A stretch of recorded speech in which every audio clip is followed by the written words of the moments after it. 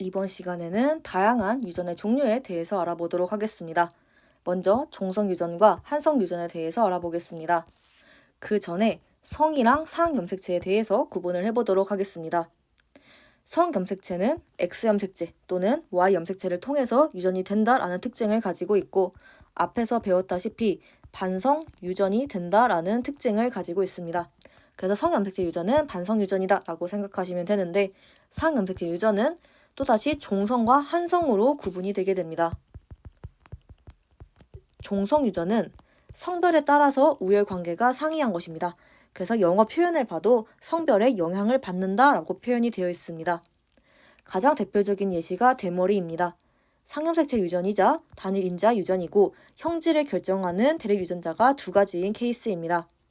대머리 대립 유전자를 대문자 B, 정상 대립 유전자를 소문자 B라고 표현을 하게 된다면 남성은 우성 유전입니다. 즉, 유전자가 한 개 이상 보유가 될 때 대머리가 되기 때문에 이때는 대문자 2개, 대문자 하나이면 대머리다 라고 봐주시면 됩니다.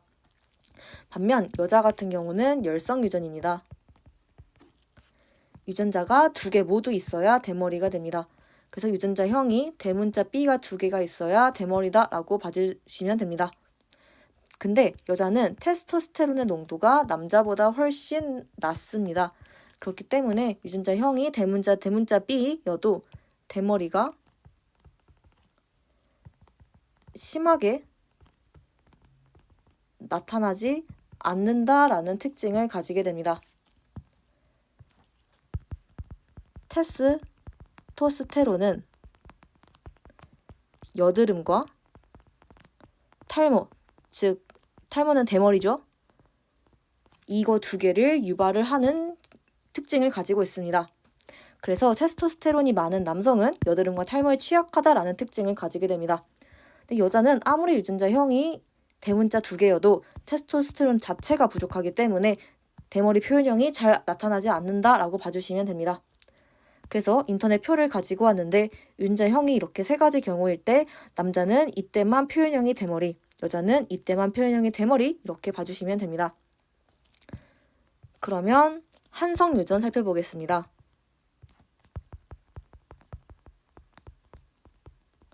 한쪽 성에서만 발현된다라는 특징을 가지고 있고 얘는 성별에 제한되어 있다라고 영어 표현도 나와 있습니다.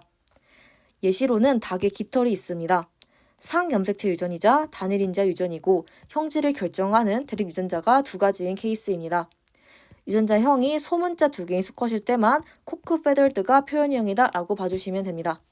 그래서 정리를 하자면 암컷은 유전자형이 어떤 거든 전혀 상관이 없습니다. 모두 핸 페덜드 표현형을 발현하게 되는데 수컷 같은 경우는 유전자형이 대문자 2개거나 대문자 1개인 경우에만 핸 페덜드다 라고 봐주시면 되고, 유전자형이 소문자 2개인 경우에는 코크 페덜드다 라고 봐주시면 됩니다. 그래서 이 표를 살펴보게 된다면 유전자형이 이렇게 됐을 때 여성, 즉 암컷일 경우에는 모두가 핸 페덜드지만 남성인 경우에는 소문자 2개 결합한 것만 코크 페덜드다 라고 봐주시면 됩니다. 그래서 이때만 코크, 나머지면 핸 페덜드 이렇게 봐주시면 됩니다. 이렇게 정의하는 게 맞는데 아마 여러분이 고등학교 2학년 때 배우시게 되는 생명과학 1 내용이 있는데 여기서는 X염색체 유전을 반성 유전이라고 배우게 되고 Y염색체 유전을 한성 유전이라고 배우게 됩니다. 사실은 이게 잘못된 내용입니다. 고등학교 2학년 때 생명과학을 배우실 때 이렇게 배우는 건 사실 잘못된 내용인데 시험 문제를 출제할 때는 이 교과서를 기반으로 문제를 내기 때문에 그냥 이거 배울 때는 잘못된 내용이지만 이렇게 공부를 하시면 됩니다. 하지만 실제로 맞는 내용은 이겁니다. 그렇기 때문에 나중에 시험 볼 때만 이렇게 기억하시고 나중에 정말 진짜 진실된 내용으로 공부하겠다라고 하면 이걸로 공부하시면 됩니다. 그래서 이때만 잠깐 잘못되게 공부하고 앞으로는 이렇게 정확하게 공부를 해주시면 됩니다. 네, 그리고 여기서 대머리 같은 경우를 사람들이 많이 성염색체라고 착각을 많이 합니다. 하지만 대머리는 일반적인 성염색체다라는 인식과 다르게 상염색체 종성 유전이고 여자도 표현형이 심하진 않을지언정 대머리 가능하다라고 생각해 주시면 됩니다. 그래서 대머리 상염색체 유전이다 라는 거, 일반적인 생각과 다르다 라는 거 기억을 해주시면 됩니다. 네, 그러면 또 다른 유전 살펴보도록 하겠습니다. 다면, 발현이라는 게 있는데 얘는 하나의 유전자가 서로 연관이 없어 보이는 여러 형질에 영향을 미치는 현상을 지칭을 하게 됩니다. 그래서 앞 시간에 배운 내용과 한번 정리를 해보자면 단일 인자 유전이라는 게 있고 다인자 유전이라는 게 있고 다면, 발현이라는 게 있습니다. 단일인자 유전은 하나가 하나한테 영향을 끼치는 겁니다. 즉 하나의 유전자가 하나의 형질에 영향을 끼치게 되는 건데 다인자 유전은 여러 가지 유전자가 하나의 형질에 영향을 끼치게 됩니다. 반면 다면 발현은 하나의 유전자가 여러 형질에 영향을 끼친다라고 봐주시면 됩니다. 그래서 단일, 다인자, 다면 이렇게 다르다라는 거 기억을 해주시면 됩니다. 그러면 예시 살펴보겠습니다. 첫 번째로는 남모양 적혈구 빈혈증입니다. 남모양은 겸상이라고도 이야기를 하게 되고 여기서 시클셀이라고 하는 게 바로 남모양, 그러니까 셀이 세포지만 여기서는 적혈구죠. 그래서 남모양 적혈구다라고 생각을 해주시면 됩니다. 이 남모양 적혈구는 상염색체 유전이자 단일인자 유전이면서 형질 결정하는 대립 유전자가 두 가지다라고 생각을 해주시면 되고 얘는 되게 특이하게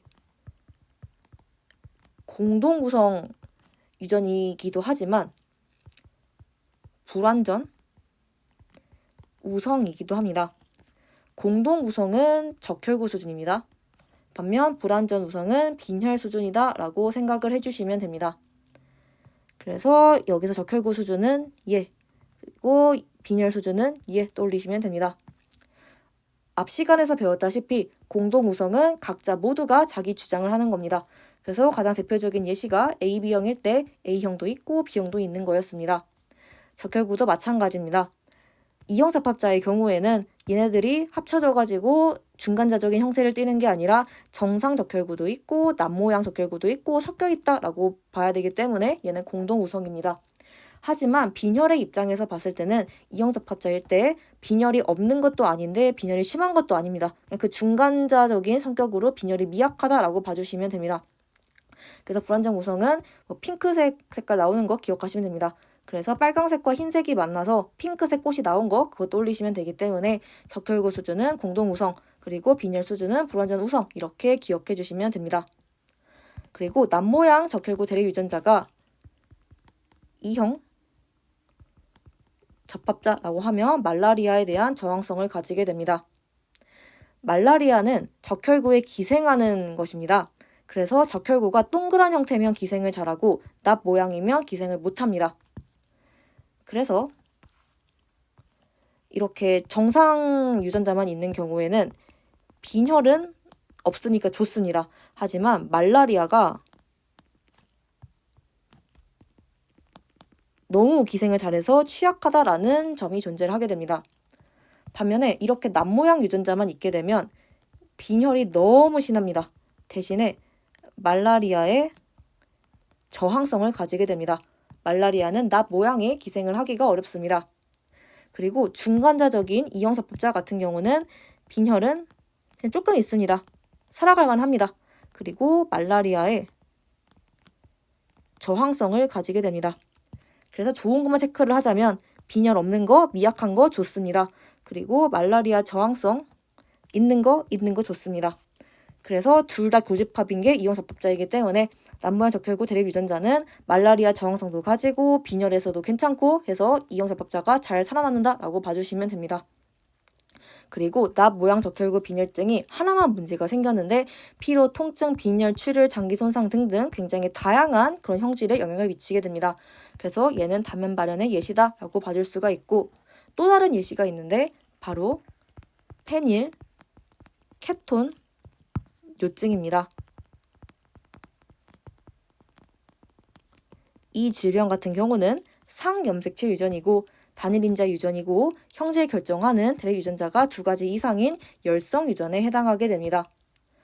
아미노산의 한 종류인 페닐 알라닌이 분해되지 못해서 체내에 축적되는 질환이다 라고 봐주시면 됩니다. 페닐케톤 요증에 걸리면 지능 저하, 피부 색깔 옅어짐, 모발 색깔 옅어짐, 경련, 특이한 채취, 성장 지연 등등등을 초래하기 때문에 하나의 유전자가 이상이 생겨도 여러 형질에 영향을 끼쳤다라고 봐주시면 됩니다. 그래서 얘도 다면 발현의 일종이다라고 봐주시면 됩니다. 그래서 이제 페닐케톤 요증 환자 같은 경우는 페닐알라닌의 시기 제한을 하면 살아갈 수가 있습니다. 그래서 내가 이 질병인 걸 유전자 검사 등을 통해서 이미 알았다라고 하면 이 환자는 앞으로 이제 영양분을 볼 때 페닐알라닌이 있는지 없는지 계속 검사를 해서 페닐알라닌이 없는 음식만 섭취를 하고 살아가면 충분히 정상적으로 살아갈 수가 있게 됩니다. 네, 그럼 이렇게 해서 다양한 유전들까지 해서 마무리하도록 하겠습니다.